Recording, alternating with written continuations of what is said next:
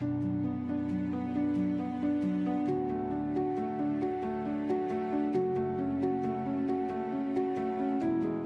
barangay ng Kalawagan ay nagsimula kami sa nanungkulan ako noong 1997. No?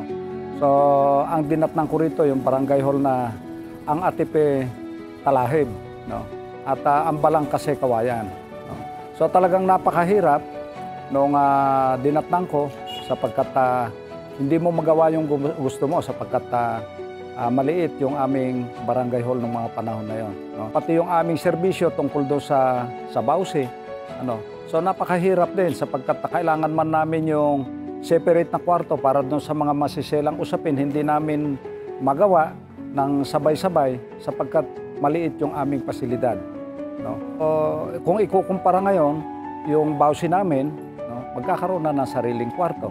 Kakaroon na sariling opisina yung aming session hall. No? So magkakaroon din ako siyempre ng dekalidad na opisina para yung serbisyo maibigay namin ng tama sa tao.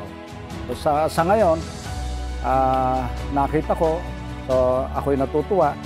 Siyempre, kasama ang buong mamamayan ng Barangay Kalawagan sapagkat sa kauna-unahang pagkakataon, so nagkaroon kami ng per second story building na barangay hall. No? So, nakita ko na kung ano yung aming ganda ng serbisyo namin noon, mas maganda ngayon sapagkat mas maganda yung aming barangay hall. So, unang-una yung aming barangay hall, nakita naming dekalidad yung naging gawa. No? So, matibay.